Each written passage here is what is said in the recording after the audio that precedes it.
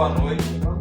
Eu sou o Magno, para quem não me conhece, acho que todo mundo aqui já meio que me conhece de alguma forma. A gente vai falar do meu trabalho de doutorado, que eu estava fora aqui. A ideia que a gente está apresentando aqui é dar uma ideia bem geral do que foi o trabalho de doutorado, é um tema extenso, então eu não vou tratar dele de maneira profunda, mas vocês vão pelo menos entender o que foi que eu fiz. E aí dá para vocês depois ouvirem um convite que eu vou dar no final lá, que é importante. Antes de falar dessa ideia dos invariantes, eu vou falar de mim. Eu sou formado em bacharel e licenciatura em matemática, uma universidade de ensino de matemática, por mais que agora eu esteja trabalhando com história, e meu doutorado foi em história da matemática. Eu tenho uma formação bastante híbrida, eu acho importante de vocês saberem esse tipo de coisa por conta desse aspecto com o ensino e tudo mais que eu tenho trabalhado. Bom, a teoria dos invariantes, ela é uma teoria que surgiu na Inglaterra do século XIX. É um trabalho historiográfico, Ali estão várias pessoas que lidaram com essa teoria. E a gente vai ver como é que eu tratei dessas coisas daqui para frente, tá bom? Bom, como é que vai ser isso? Eu vou apresentar algumas informações, que é o que eu estou fazendo agora. Vou dar um contexto da época para a gente poder entender o que está sendo falado. Vou falar de um personagem de pesquisa. Eu tenho um personagem de pesquisa que eu me concentrei, que é esse senhor distinto, que está numa pegada ali meio Severus Snape, tá certo? Está parecido ali. E vou apresentar alguns resultados que eu tive na minha pesquisa. E no final, quem ficar até o finalzinho, vai ter um convite irrecusável, que vocês vão ter que aceitar, porque já estão aqui dentro, já assinaram um termo de responsabilidade. Não, é exatamente isso. É isso que vai acontecer. Então, beleza? Gente, olha só. Para poder começar a conversar desse assunto, eu vou apresentar algumas ideias que vocês conhecem bem, ou pelo menos eu imaginei que vocês conheciam bem. Se você não entendeu alguma coisa, você levanta o dedinho e aí a gente conversa sobre isso. Mas eu acho que todo mundo conhece uma parábola, tá certo? Pode. Tem lá as expressões do segundo grau, que são daquele formato ax2 mais bx mais c, como vocês já viram lá no ensino médio. Essa parábola específica é aquela ali, x2 menos x menos 2, tá bom? Você pode calcular as raízes com a fórmula de Bhaskara, você pode calcular o vértice com aquelas expressões que estão ali, e todas essas expressões, elas dependem especificamente daquele discriminante que está ali embaixo. Eu não sei se vocês já ouviram essa expressão, mas o delta que a gente calcula para a fórmula de Bhaskara tem o nome de discriminante, tá bom? E a gente vai chamar essa abordagem, com esses tipos de fórmula, de abordagem algébrica. E eu vou definir o que é algébrico como expressões que dependem exclusivamente dos coeficientes do polinômio. Observa que tudo que a gente está fazendo de contas aqui dependem dos coeficientes, do A, do B e do C. Tudo bem? Tudo que a gente lidar com coisas assim, eu chamo de algébrico. Tá legal? Eu vou apresentar outra abordagem com a mesma parábola, e dessa vez uma abordagem analítica. Se você reparar bem, eu deixei de lidar com um polinômio do segundo grau, estou lidando agora com uma função do segundo grau. E a gente faz outras abordagens. Por exemplo, da derivada, a gente calcula o limite ali para achar o coeficiente angular da reta tangente. A gente pode calcular o vértice também utilizando essa derivada. Isso eu acho que vocês conhecem um pouco, tá certo? E aqui tem uma diferença de abordagem, que é o seguinte. Diferente do modo que a gente fez na abordagem algébrica, que lida com os coeficientes e faz as contas em cima dele, nessa abordagem a gente está preocupado com o movimento da curva. Quer dizer, quando eu faço o limite do x tendendo para o x0, eu estou querendo fazer aquele ponto x se aproximar. Eu conto com a ideia de movimento, uma ideia mecânica do movimento da curva que está posta ali. As duas abordagens são legítimas, mas são abordagens diferentes. Tudo bem? E tem uma outra abordagem, que a gente chama de abordagem sintética, que é você olhar para o objeto da maneira como ele é. Aqui do lado direito eu tenho uma cônica vermelhinha, um cone, e se eu cortar um plano ali azulzinho, eu faço um desenho quando eu corto o cone, que é aquela circunferência que está posta ali. Aqui seria olhar para o objeto por si só. Eu até coloquei o eixo cartesiano ali, mas eu não precisaria nessa abordagem sintética, porque afinal de contas eu estou olhando só para o objeto. Eu não estou mais preocupado com os polinômios que estão por trás dele. Tudo bem? Então a gente tem três abordagens aqui para poder conversar: a algébrica, a analítica e essa abordagem sintética. Por que eu estou falando isso? Porque na Inglaterra do século XIX existia meio que uma discussão sobre qual abordagem era melhor, vamos tratar assim. E a ideia que tinha na Inglaterra do século XIX é que a abordagem mais importante era essa, sintética.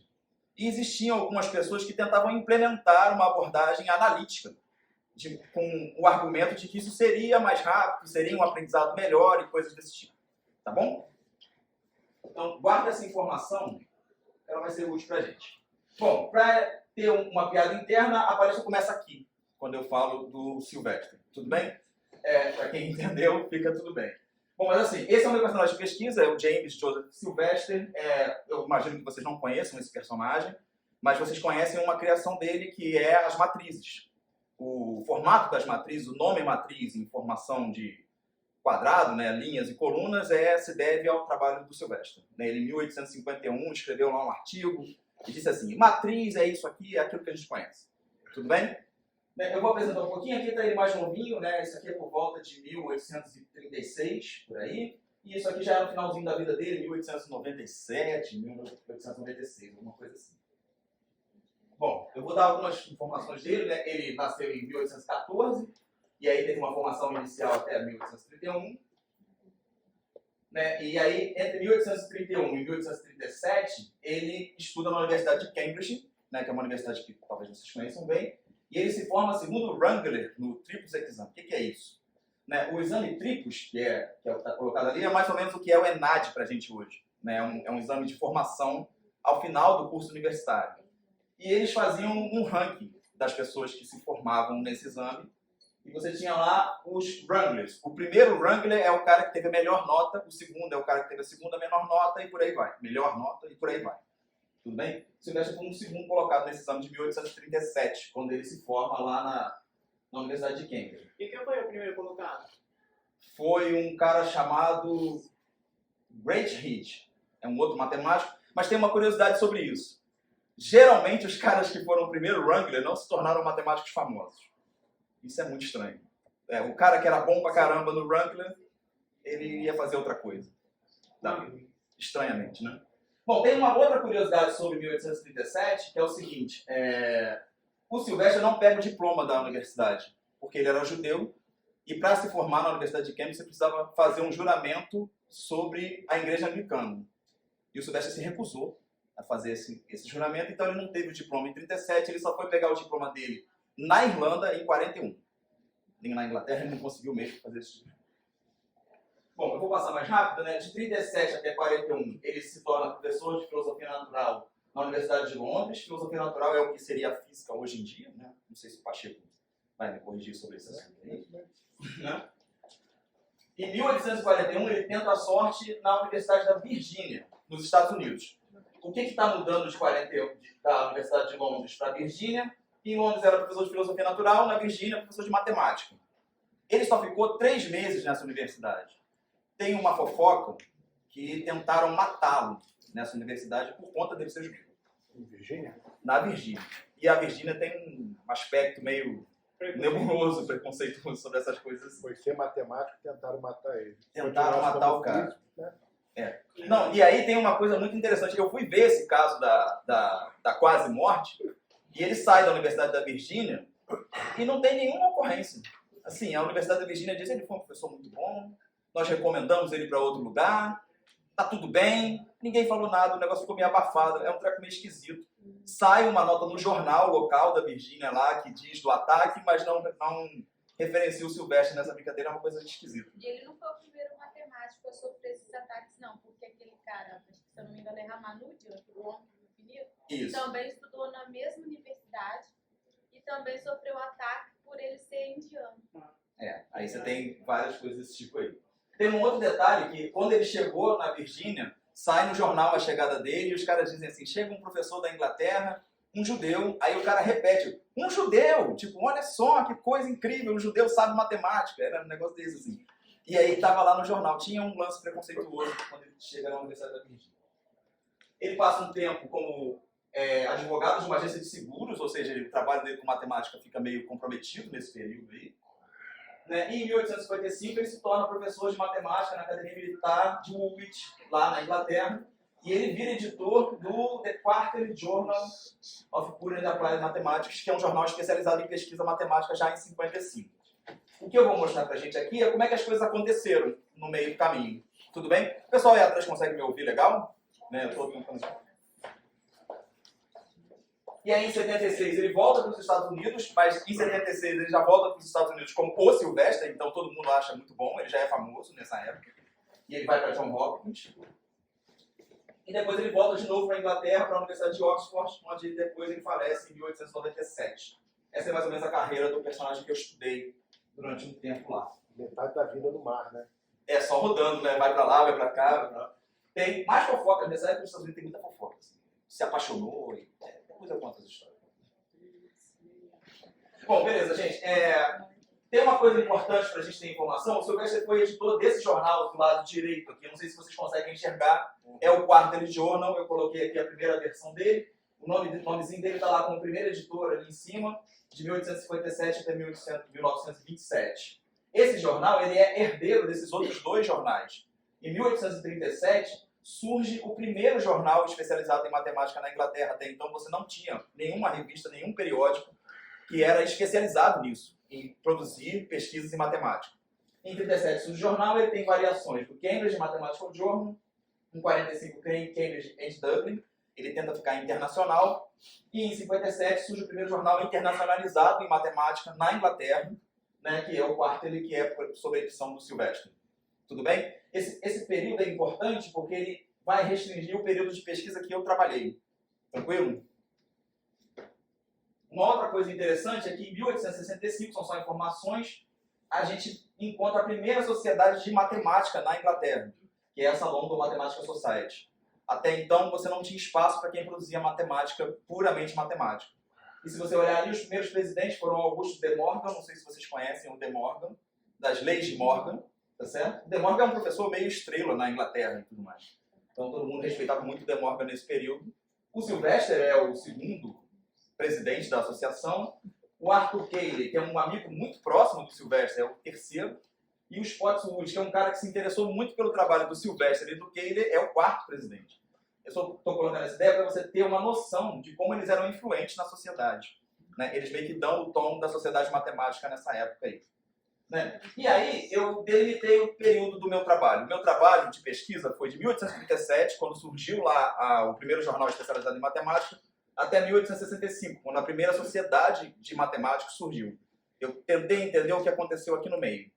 Tudo bem? Tá claro? Bom, aí eu fico dando umas paradas aqui na minha apresentação para conversar com vocês sobre o que é uma pesquisa em matemática. Geralmente as pessoas imaginam que pesquisar matemática é ficar tentando ver quem inventou o quê, quem é o primeiro cara a fazer não sei o quê, você lê uma biografia e tudo mais, e ela não é necessariamente só isso. Né? Apesar de eu ter um personagem de pesquisa, observa que eu preciso me preocupar, quando eu estou interessado numa pesquisa em história da matemática, com alguns aspectos. E aí eu vou ficar preenchendo esse quadrinho aqui até o final da apresentação, que é os aspectos que vão estar colocados lá. Então o primeiro aspecto é o contexto. A gente precisa entender em que contexto você está inserido. Para os meus alunos de História da Matemática, não sei se tem algum aqui, é uma coisa que eu falo muitas vezes, né? Que é, não tem ninguém aqui. Ah, tem uma. Ah, tá salvo. Tudo mais. Bom, é uma coisa que eu falo muitas vezes, você não pode olhar para o passado com os olhos de hoje, você precisa se mergulhar no contexto para entender como é que as coisas foram desenvolvidas naquele período, naquela época. Tudo bem? Uma outra coisa que a gente precisa ter é um período histórico delimitado, como eu falei, de 1837, no meu caso, até 1865, né? E aí tem os motivos pelos quais eu delimitei esse período histórico. E você talvez precise de um personagem de pesquisa. Até agora, o que eu falei para vocês precisa muito de um cara. Eu estou falando de um personagem específico da história lá. Mas o meu trabalho não lidou essencialmente só com o Sylvester. Beleza até aí, gente? Dá para acompanhar bem o que eu estou falando? Bom, esse aqui, cara, é um jornal da Alemanha de 1835. E por que ele está aqui? Nesse ano, o Julius Brücker, que é um outro matemático alemão, criou uma ideia muito revolucionária para a matemática, a gente pode chamar assim, sobre coordenadas homogêneas. Eu vou explicar para vocês o que é daqui a pouco. Mas o Sylvester se interessou por isso já em 1849. E ele tem uma cartinha que ele escreveu para um senador inglês ali, né, que é o tal do Lord Brougham, onde ele diz que você precisa estudar a geometria, não só como a geometria que a gente está acostumado a ver, que é a geometria em 2 dimensões e 3 dimensões, mas a gente precisa estudar isso para dimensões N. A gente precisa conseguir expandir para outras coisas que são inconcebíveis, imperceptíveis. E as coordenadas homogêneas ajudam pra caramba a entender essas novas geometrias. Tudo bem? Então o Sylvester, em 49, ele começa a dar um interesse no que ele está estudando lá. Aqui tem uma outra carta que ele escreveu para o Cayley, o amigão. O Cayley e o Sylvester são amigos de rua. Eu tenho uma coincidência muito de rua mesmo, eles moravam na mesma rua. Eles tomavam café à tarde. E por uma coincidência dessas homéricas, o cara que eu estudo é o Silvestre e o cara que o Leandro, meu amigo, estuda é o Keylor. A gente é meio que a reencarnação dos dois, entendeu? Assim, a gente fica ali... assim. Então, ali eu coloquei essa carta aqui porque tem uma coisa muito interessante, né? Observa que no início da carta, o Silvestre fala que está agradecido, né, pela pronta resposta do Keylor, e em um período específico, né, que ele está lidando, ele acha que o Keylor está ocupado com uma ocupação bífara. Aí eu fui lá pesquisar no dicionário o que é bífaro, né? Bífaro é enfadonho, chato. Esse trabalho de 49 e 50, essa carta de 50, ele está se referindo justamente ao trabalho deles como advogados na agência de seguros. O Silvestre trabalhava numa agência de seguros e o Keylor trabalhava como advogado. E na cabeça do Silvestre isso atrapalhava o trabalho que ele queria mesmo, que era fazer matemática. Então ele está ali reclamando da vida dele difícil, aquela coisa do judeu que não se formou, todas essas coisas. E aqui tem uma discussão sobre geometria interessante que eu vou falar um pouco mais pra frente. Bom, beleza. Eu prometi para vocês explicar o que são as coordenadas homogêneas, né? Então tá lá. A primeira coisa que vocês têm que saber sobre coordenadas homogêneas é que é uma espécie de ponto, como vocês já estão acostumados lá da geometria analítica.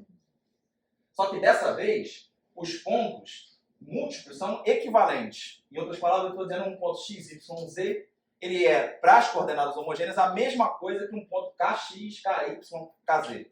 Se eu multiplicar o ponto por qualquer constante, eu gero o mesmo ponto. Tá legal? Em particular, eu estou interessado em dividir aquele ponto x, y, z, tudo pela mesma constante, no caso z. Para gerar aquele ponto ali, x sobre z, y sobre z e 1.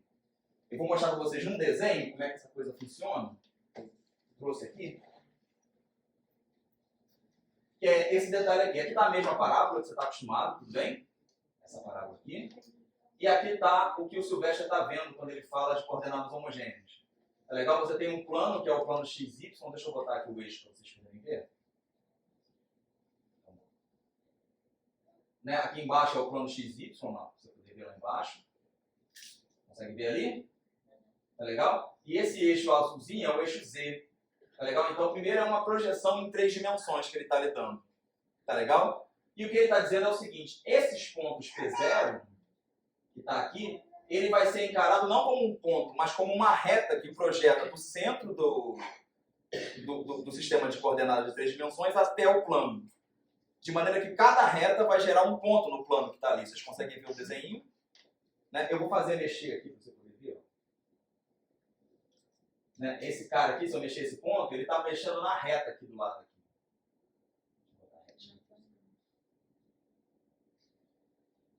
Tá legal? Eu posso correr na parábola só mexendo na retinha ali e ela vai me gerar um ponto naquele plano lá. Tudo bem? Deu para entender? Por que isso é importante? Primeiramente, porque a gente consegue reproduzir tudo que a gente já sabia com as coordenadas cartesianas. Se eu pego esse ponto e fixo essa última coordenada aqui como 1, o que está do lado são as coordenadas que a gente já conhece. E agora eu consigo, com esse tipo de coordenada, marcar pontos no infinito e saber quanto eles valem. Tá legal? Isso é bacana pra caramba, porque agora eu não só sei que existe um ponto no infinito, eu sei o valor dele. Eu consigo dizer, esse é um ponto no infinito. Como é que ele faz isso? Eu vou levar um ponto no infinito e eu quero que vocês olhem especificamente para a inclinação da reta, tá legal? Eu botei ali a inclinação, tá dando para ver lá o 21 graus ali? Conseguem ver? Uhum. Então, eu vou levar esse ponto lá para o infinito e você vai ver que o que está acontecendo com a inclinação da reta é que ela está diminuindo, né? Eu botei até aqui embaixo para você poder ver. Então, quanto mais para o infinito eu caminho, aqui por dentro da parábola, né? Menor é a inclinação da minha reta. Ou seja, lá no infinito, a minha reta está paralela ao plano que eu queria. Então, na verdade, o ponto no infinito é um ponto que tem 2 coordenadas ali, e em vez de 1, na última coordenada, tem 0, que é para poder ficar igualzinho. Então, eu consigo representar um ponto no infinito. Isso é muito útil para você pensar em outras geometrias. Beleza? Tá claro até aí? Só uma última curiosidade sobre essa curva, né? Que ela é, na verdade, uma cônica, né? Olha aqui o conezinho. Lembra que eu falei das curvas sintéticas? Essa é uma curva sintética. Tem uma cônica, ele passa um plano e o desenho que fica impresso ali é a cônica. Tá legal? Então, na verdade, o que o Silvestre está falando é o seguinte. Eu posso, dessa vez, tratar de uma coisa sintética de um ponto de vista analítico. porque eu consigo pensar no movimento dos pontos num negócio que era sintético. Eu juntei duas daquelas abordagens que eu falei lá no começo. Isso é muito doido, né? A primeira vez que eu vi isso, eu falei, não faz sentido. Eu não entendi nada. Então, eu continuo sem entender, mas a gente vai fazendo assim. Bom, vamos voltar para cá. Tudo bem? Deu para entender mais ou menos o que são as coordenadas homogêneas? São coordenadas que conseguem gerar pontos no infinito. E aí a gente pode fazer algumas brincadeiras, né? Por exemplo, aquele polinômio lá do começo, ele pode ser transformado num polinômio homogêneo. Todo mundo conhece a expressão polinômio homogêneo? Polinômio homogêneo é onde as parcelas têm sempre o mesmo grau. Tá legal? Então, se você olhar no de baixo, a primeira parcela que é x ao quadrado é do grau 2, a segunda parcela que é xz também é do grau 2, tem um grau do x e um grau do z. Tá legal? A terceira, que é z ao quadrado, é de grau 2. A quarta, que é yz, é de grau 2 também. Tá certo? E olha, eu quero transformar num polinômio homogêneo com mais coordenadas, o que parece que fica mais difícil, mas eu sempre estou lembrando de fazer o z valer 1, para você sempre poder voltar no polinômio que eu já conhecia. Eu não quero parar de fazer as contas que eu já fazia. Eu quero acrescentar novas possibilidades, no caso, o ponto no infinito. Tá legal? Então eu vou ficar sempre saltando entre as duas tipos de abordagem que eu posto ali. Bom, beleza. Aí tem aqui um termo geral que seria de uma cônica geral lá, do jeito do AX2 mais AX mais Z. Tá bom. Aí, cara, uma próxima coisa que você tem que fazer, depois de conhecer o Silvestre e viu as coisas que ele falava, é olhar as obras do Silvestre. Eu vou passar rapidinho aqui, gente, porque aqui tem conta pra caramba, e aí eu acho que vai só amolar vocês, porque eu que gosto dessas contas. Então, não sei, se vocês quiserem que eu pare, eu vou falando. Então, aqui eu vou apresentar um artigo de 1850 do Silvestre, onde ele usa diretamente as coordenadas homogêneas. Eu não sei se dá para você ler lá em cima, né, da inglês, mas ele fala de interseções, contatos e outras correlações entre cônicas. Então, ele está tentando usar as coordenadas homogêneas para calcular como é que são os contatos entre cônicas. Aí, se são contatos reais, se são contatos imaginários, se são contatos no infinito, se são interseções, se são pontos de tangência, ele faz tudo isso nesse artigo. Tá legal? Aí aqui tem umas partes, observa lá que ele fala dos pontos, aquele que si sobre zeta ali primeiro, ele fala dos pontos como números imaginários, porque ele cogita a possibilidade de que os pontos sejam imaginários e não só reais. E ele fala de diversas maneiras de compará-los. Beleza. Aqui tem outros artigos que são muito interessantes, que ele fala de teoria de eliminação. Não sei se vocês conhecem essa expressão, eliminação, mas é, a rigor, pensar em resolver sistemas de equações, que aí vocês conhecem bem. Tá legal? Então ele apresenta maneiras de resolver sistemas de equações, naqueles artigos do lado esquerdo. Aqui do lado direito, ele está falando de uma aplicação dessas coordenadas na descrição do movimento de planetas. Né? Você tem o movimento dos planetas, existe uma perda que é secular de movimento, de posição desses planetas, que ele fala de como é que você pode utilizar as coordenadas homogêneas para descrever esse movimento dos planetas. Então ele está vendo algumas aplicações para essas coisas que estão postas aí. E por último, né, tem a teoria dos invariantes, que é o meu trabalho de verdade. Agora a palestra começa aqui, né? Então não era naquela, é agora. E tem a teoria dos invariantes. E aí eu separei um artigo específico do Silvestre, que é muito famoso por ele, de 1852, onde ele fala da ideia de que quando você vai olhar para as curvas que são feitas por aquelas coordenadas homogêneas, tá ali em amarelinho, você não pode olhar só para as curvas, você tem que olhar para coisas que estão associadas às curvas. Né? E aí é como se tivesse um espectro em volta das curvas ali, tá vendo coisas que não estão nas curvas, não estão naqueles polinômios lá. Beleza. Então vamos lá, aí reconstruindo a nossa lista de aspectos, a gente já tinha lá o contexto, o período histórico, o personagem, talvez ainda parece que é o Silvestre ainda, mas você tem que olhar textos originais. Isso talvez seja a parte mais difícil de um trabalho de um historiador, porque a gente lida com outras línguas se a gente estiver mexendo com essas coisas. Né? Eu tive muita dificuldade de lidar com os textos, por exemplo, em alemão, que eu não faço ideia de como é que escrevo aqui, como é que lê aquele negócio, mas eu tive que ler alguns textos em alemão, e aí eu fiquei lá com o Google, me ajuda, tira uma foto e conversa com as pessoas e tudo mais.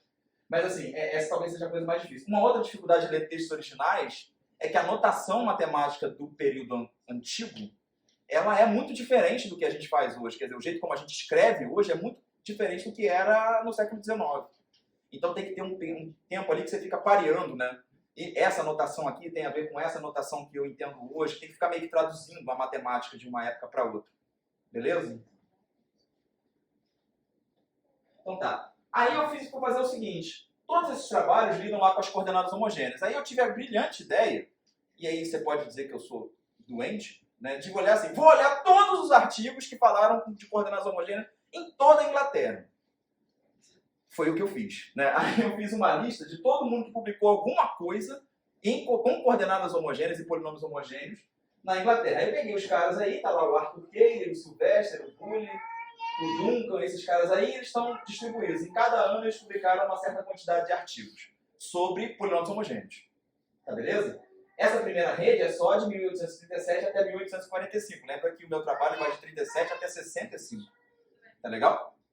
Então eu fui fazendo isso e fui observando como é que essas pessoas se conversavam nesses períodos. Essas redes que eu produzi aqui é o que eu chamo de redes de textos. E aí eu fui tentando ver quem é que conversa com quem é que cita quem é que diz o que do outro, e aí vai apontando, dá pra ver as setinhas, né? Eu fui marcando ali. Essas bolinhas maiores é porque é quem publicou mais. Então quanto maior a bolinha do cara, maior o número de publicações que esse cara fez. Ficou ruim essa frase, né? Mas tudo bem. O colorido é, quem é vermelho é inglês, quem é azulzinho é francês, e quem é verde é alemão. Beleza? Aí quem citou quem foi fazendo assim. Eu fiz isso para cada um dos períodos, né? Aqui de 45 até 55, de novo, aí já apareceu um monte de gente. Aí olha como é que ficou a rede, tá legal? Aqui tem muitas citações.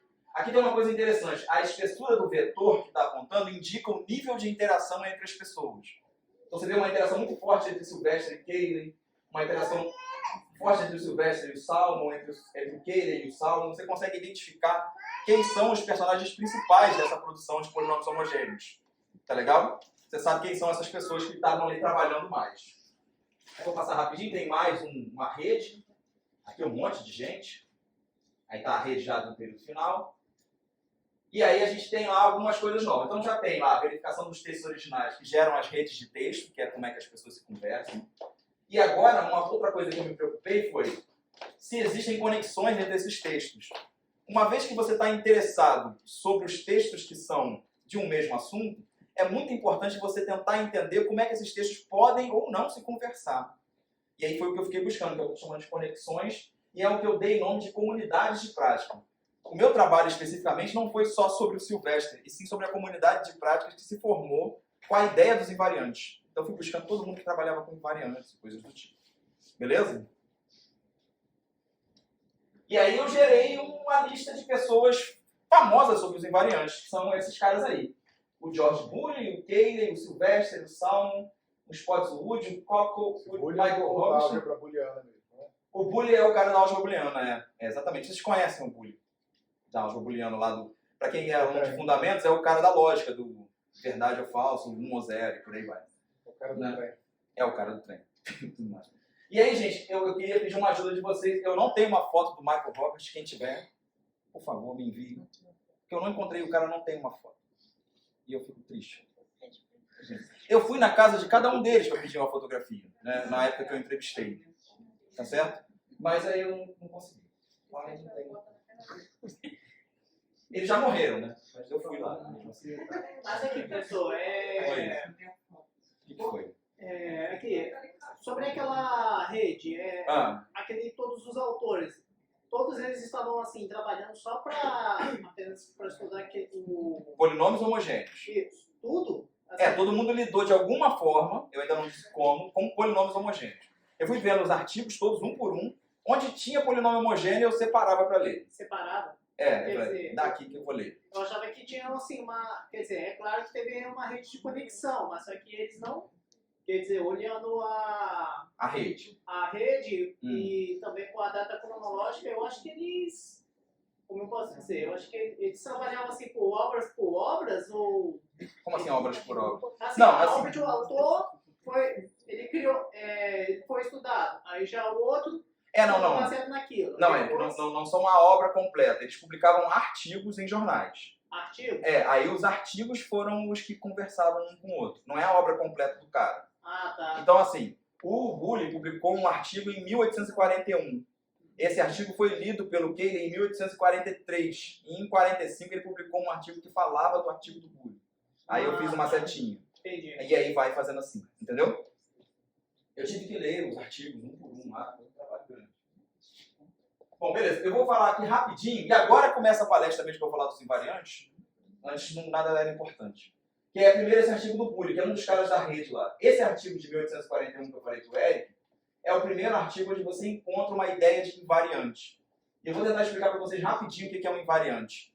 Olha para cá e vê se você consegue me acompanhar. Você tem uma forma quadrática que está ali, o ax2 mais bxy mais y2. Tudo bem? O Bully pegou e derivou parcialmente essas formas. Derivada parcial é quando você deriva uma função em função de uma das duas variáveis só. Né? Para quem ainda não viu lá. Vocês veem quando isso? O cálculo 2, derivadas parciais? Cálculo 2. Cálculo 2, né? Então, cálculo 2, para quem está no cálculo 1 ou antes, é possível derivar polinômios de mais de uma variável. Isso é possível. Tá legal? E aí ele gera aquelas expressõezinhas lá, né? O bx mais 2cy e a outra expressão do lado. E ele consegue, a partir disso, calcular o discriminante dessa forma. O discriminante é justamente o discriminante que a gente já conhecia, o delta lá da fórmula de Bhaskara. Tá legal? Tá ali o B2 menos 4ac. O Bully estuda o seguinte: o que acontece se eu fizer uma mudança de variáveis naquele polinômio homogêneo lá de cima?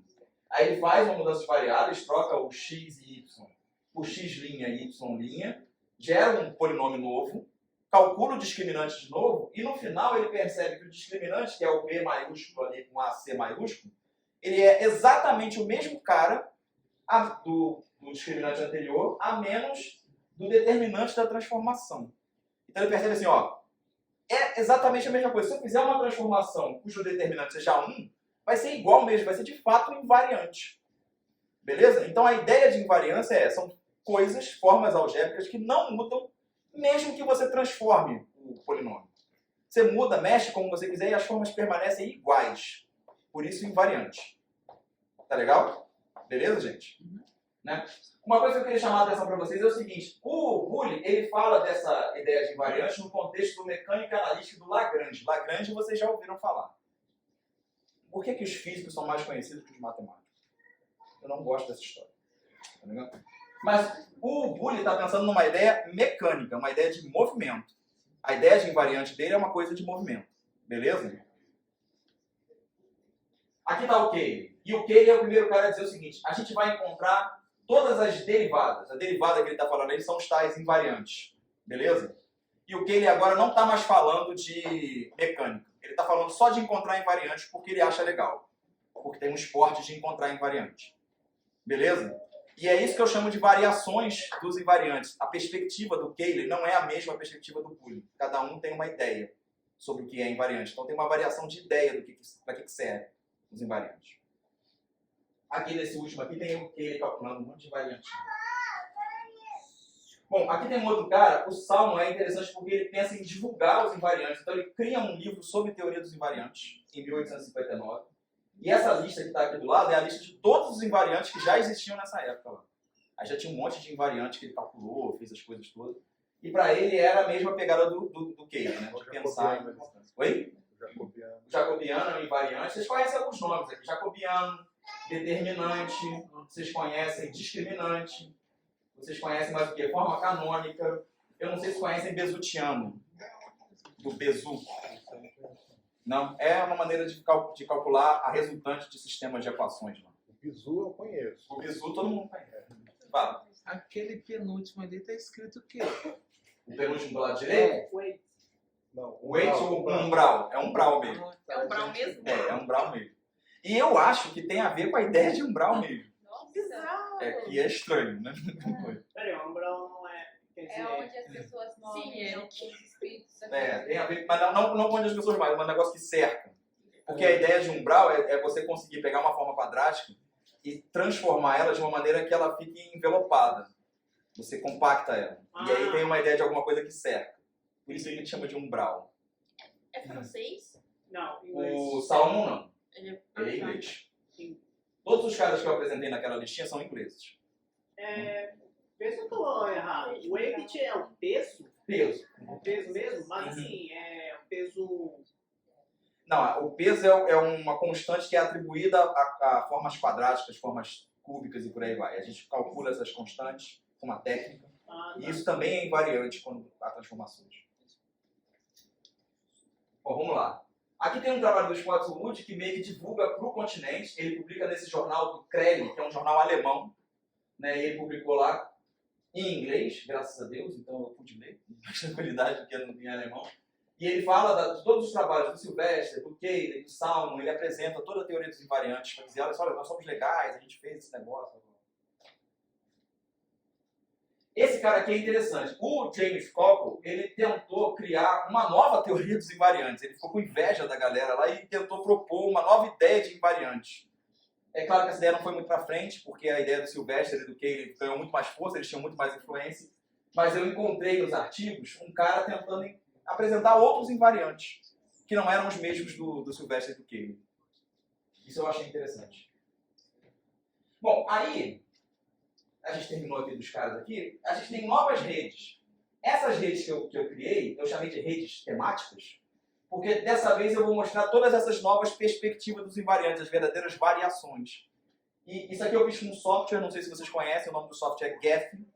É mais ou menos aquele software que apresenta aquelas redes do programa da Fátima Bernardes lá, que foi no Twitter. Eu usei um software parecido com isso.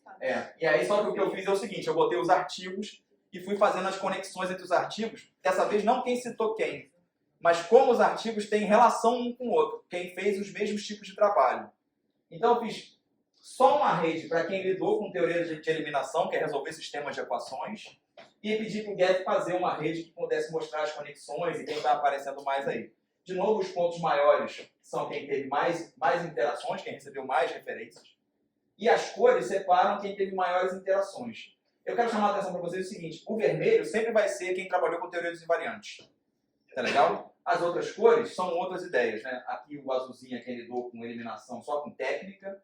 O rosinha lá para cima é quem associou a ideia de eliminação com o movimento dos planetas. E o vermelhinho é quem lidou só com os invariantes. Os planetas. Que tem o movimento das desigualdades seculares do movimento dos planetas. Tem uma coisa de física que os invariantes resolveram também. Bom, beleza, isso aqui é uma outra rede só de locos de curva, eu não vou ficar parando muito na gente, mas de novo, olha os invariantes invadindo essa conversa. Então, aqui tem uma rede de contatos de cônicas, que aí é aquele trabalho do Sylvester de apresentar contatos de cônicas.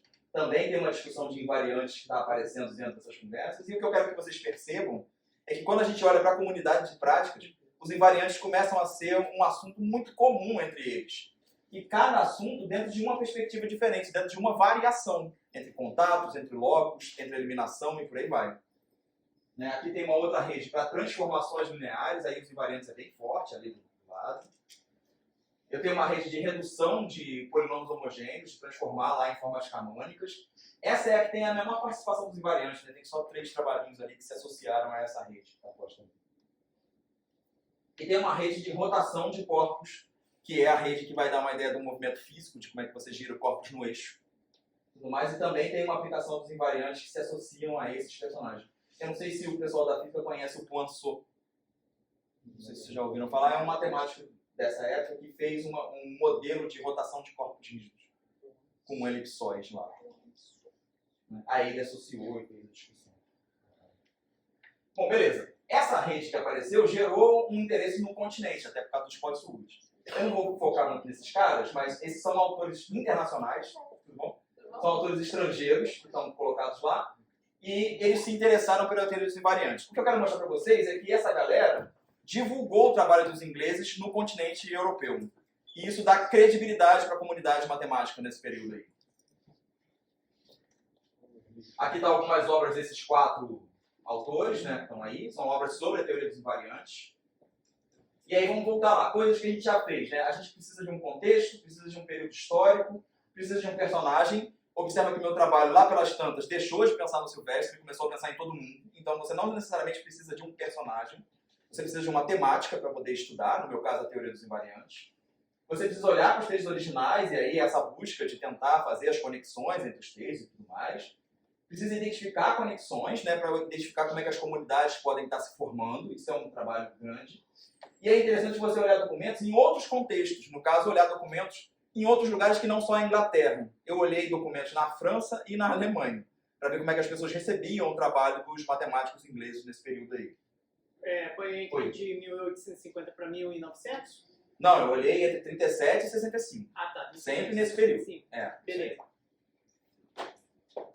Tá. Aí eu tenho essas redes aqui que são muito legais, são bem doidas, né? Porque o que eu queria olhar era o seguinte: como é que as pessoas na França receberam os trabalhos dos ingleses? Então, dessa vez, eu não estava interessado em quais eram os artigos que se comunicavam. Eu estava interessado em quais eram as conversas que eram produzidas dentro dos artigos dos franceses. Aí eu fui lendo os artigos e listando quais eram os papos, né? Então, de novo, o vermelhinho ali é tudo que se falava sobre invariantes. Então, observa que na França, a teoria dos invariantes britânica apareceu com força.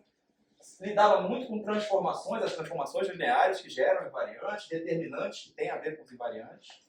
Então, está aí um mapa para poder tentar identificar como é que os franceses estão recebendo os assuntos dos ingleses. E eu fiz um outro mapa também para os alemães, né, onde também tem lá os invariantes. No caso dos alemães, eles citam diretamente o Silvestre, o Cayley, já com pessoas que produziram coisas dos invariantes. Fala, filha. Aquele Locus lá é um autor ou é um... Não, Locus eu chamei de Locus o que são artigos que tratam de como desenhar as curvas. E essa coisa de desenhar as curvas a gente chama de Locus. Não é um cara, não.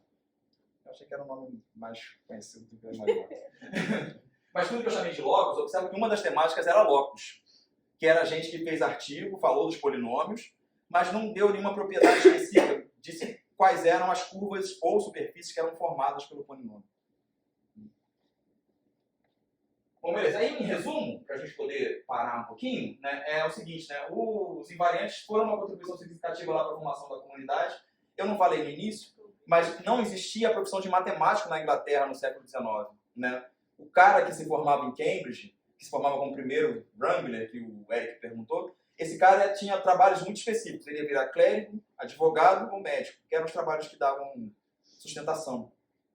Trabalhar com matemática, fala, filho. Uma pergunta, embora que, assim, que a matemática era muito assim, conhecida naquela... era muito mais assim, competitiva daquela época, eles não assim, jogavam na parte na engenharia, quer dizer, no mundo da engenharia e no mundo da mecânica. Então, mas é isso que eu estou tentando dizer. O pessoal que trabalhava com outras ciências usava matemática, mas quem trabalhava especificamente com matemática, que é o caso dessa galera, não tinha espaço para produção, nem para trabalho. Não existia o cara que ganhava a vida trabalhando só com matemática. Existia o cara que ganhava a vida trabalhando com filosofia natural, com física, com engenharia, coisas do tipo. Esse cara usava matemática, mas o cara que queria pesquisar puramente matemática não tinha espaço. Mas eles também não tinham, assim, no campo, na parte da construção, tipo, por exemplo, assim, utilizando o conceito da matemática... Sim, esses caras tinham espaço, mas tinha gente que só queria trabalhar com matemática, que é o caso do Silvestre. Por isso que ele falou da ocupação bífara. Ele achava que outras profissões não eram interessantes, ele só queria escrever sobre matemática. Puramente. O que a gente faz hoje, né, por exemplo, a gente aqui ganha a vida pesquisando matemática. A gente ganha dinheiro, o governo paga a gente para fazer isso. E na Inglaterra não pagava. Entendeu? É isso, esse é o ponto. Entendeu? Então, assim, essa teoria dos invariantes garantiu na Inglaterra essa notoriedade para os matemáticos. Eles puderam começar a trabalhar com essas coisas. Né? O Silvestre tem um papel central nessa história toda, como eu mostrei para vocês lá. Né? As práticas matemáticas que foram formadas pela teoria juntaram diversos outros interesses, que são as tais das variações das ideias dos invariantes, né? Então juntou um monte de coisa desse tipo. E a gente consegue identificar o reconhecimento do continente. Quando eu falo continente, são os países europeus. Fala. Professor, o senhor falou nessa palestra que os matemáticos não tinham tanto destaque, né? Não tinha espaço. Mas esse é o motivo também, porque como não era visto como uma coisa que dava para ganhar a vida, um trabalho profissional, então isso também foi um fator que influenciou, né? No fato de que muitas descobertas matemáticas não tivessem tanto... Sim, não tivessem tanta repercussão. As descobertas que tinham maior repercussão eram descobertas que eram feitas por pessoas de outras áreas. Por exemplo, você tem a descoberta dos quaternos do Hamilton, que é meio que uma coisa dos números complexos. O Hamilton escreve como físico. Não é matemática. Não é matemática. Mas ele escreve como físico, entendeu? Não, ele é matemático. Não palestrando sobre Esse fator histórico influenciou muito. Sim. Se a matemática nesse período tivesse esse olhar com uma física, outros ciências tinham, a gente também teria muitos outros trabalhos. Você teria, exatamente. Que o método seria realmente da matemática. Exatamente. Não estou dizendo que as outras ciências não teriam mérito, mas a gente também conseguiu fazer muita coisa durante muito tempo. A gente não conseguiu ser mais exatamente. Né? Eu não contei aqui, mas os jornais que tinham antes dos jornais de Cambridge, que eram especializados, eram jornais de ciência.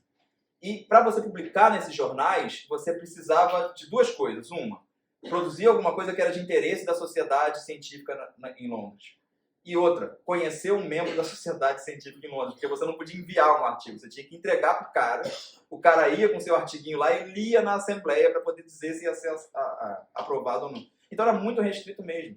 Como quem dominava essas academias científicas não eram matemáticos, né? Eu não trouxe aqui, mas eu tenho umas listas de quem eram os caras que faziam isso. Eram outros cientistas que trabalhavam com filosofia natural, eram físicos.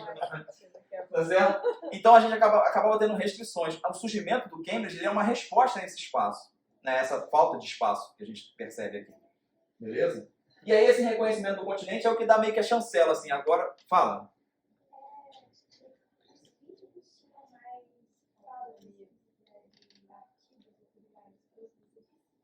Eles tinham mais espaço para publicação. E influência política também. Né? E influência política. Não estou te ouvindo, desculpa.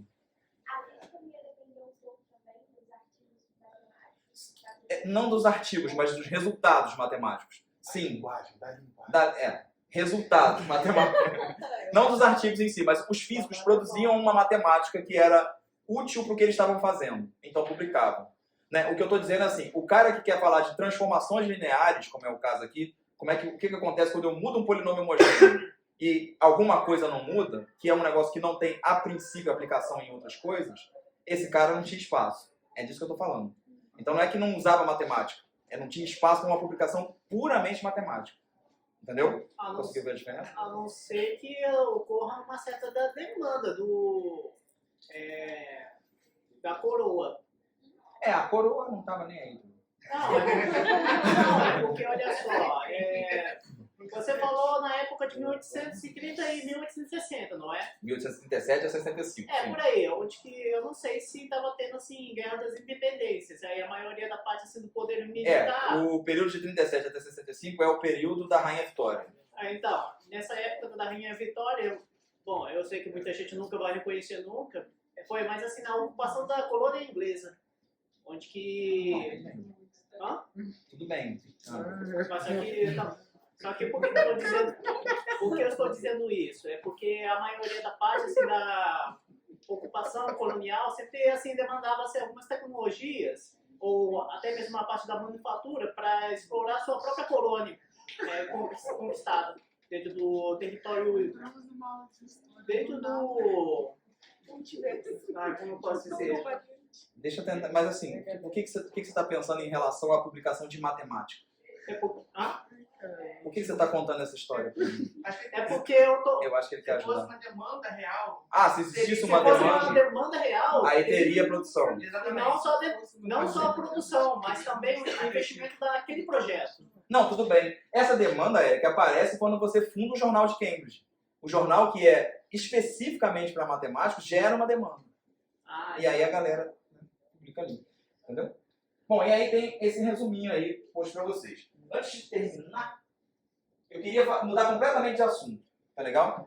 Eu fiz uma comunidade de práticas na Inglaterra. Vocês achariam que seria interessante produzir uma comunidade de práticas no Brasil? Esse trabalho podia ser feito no Brasil, né? Esse é o convite que eu falei que eu ia fazer para vocês. Que é uma coisa que me interessa bastante. Eu botei duas pessoas aqui que eu acho que vocês não sabem quem são. Não, acho que Quem vocês acham que são essas pessoas? acho que a primeira engenheira de matemática, né? Oi? É a primeira mulher, não é? É a primeira mulher doutora em matemática no Brasil. Bom, muito bom. Maria Laura Mouzinho Leite Lopes. Vocês nunca ouviram falar. E esse cara aqui de cima é o Júlio César de Mello de Souza.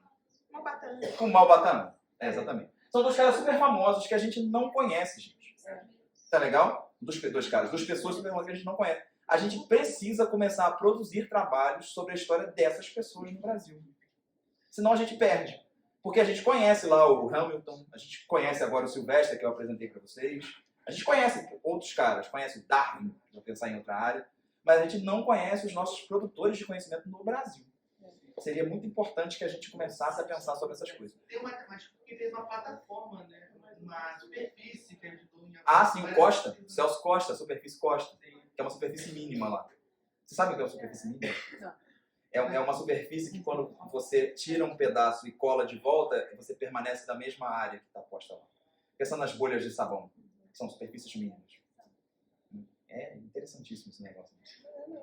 Eu conheci o Celso Costa quando ele defendeu a tese dele. Eu estava lá, ele foi dar uma palestra lá na Rural. Ele falou, eu tava lá, é. Foi assim. Beleza, gente? Então esse é um convite que fica para vocês. Fica o convite para pensar nisso aí e valeu. Tá bom? Obrigado.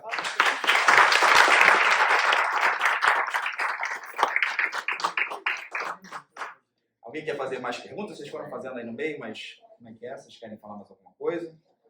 Fala, filho. Aquela parte que tem as implicações na física, como é que funciona?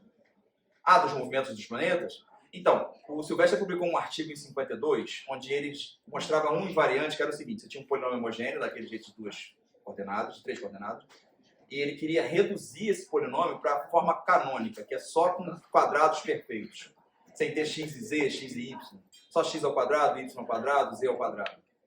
Esse polinômio, ele chamou, essa transformação, que é um invariante, ele chamou de lei de inércia para formas quadráticas. Porque existia uma demanda aí já do século XVII, da época do Lagrange, que era matemático, né? E aí passou pelo Cauchy, todo mundo interessado em entender como é que se podia descrever o movimento de um planeta, levando em consideração as desigualdades que eram formadas através dos séculos dos movimentos. E essa maneira de descrever esse movimento passava por encontrar uma maneira fixa de transformar os polinômios homogêneos de segundo grau em formas canônicas. Isso gerou uma discussão que ficou conhecida como a equação secular, que era a equação que descrevia a desigualdade secular dos movimentos. O Silvestre consegue, com essa lei da inércia, dar quase que o passo final, assim, o toque pro gol para resolver esse problema da equação secular.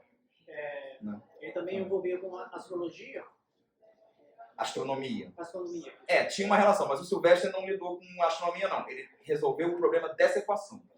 Lembra que ele só está fazendo matemática pura mesmo. Essa é a mesma forma que você falou que lida com os corpos para poder entender o movimento?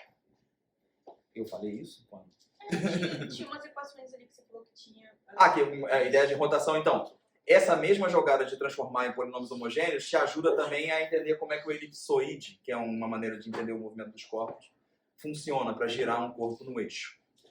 Né? Esse caso dá para pensar no exemplo de um peão. Né? O peão, quando gira no eixo, ele gera uma forma que é um elipsoide, que pode ser entendido como uma dessas cônicas dos invariantes. Né? E aí você entende as coisas. Isso é bacana pra caralho. Eu estou muito feliz. E aí, gente, mais alguma coisa que vocês queriam? Perguntas? Eu acho que você podia marcar uma data para uma segunda conversa. Eu vou Fez um fazer convite? tem um convite para uma conversa sobre os brasileiros, que eu acho muito importante. Maria Laura tem que ver. A Maria Laura teve para fazer justiça, ela teve uma tese de doutorado que foi defendida, acho que em 2017, por um professor Pedro, que fez a biografia da Maria Laura junto com o Projeto Fundão. Tem um convite importante. A gente vai ter esse ano o encontro de 40 anos do Projeto Fundão lá na UFRJ em setembro ou outubro. A gente está tentando arranjar para levar vocês. Vamos com a gente para vocês poderem ir lá. Muito mais. Tá bom? E aí? Como é que faz? Valeu, gente. Então, obrigado aí para todo mundo.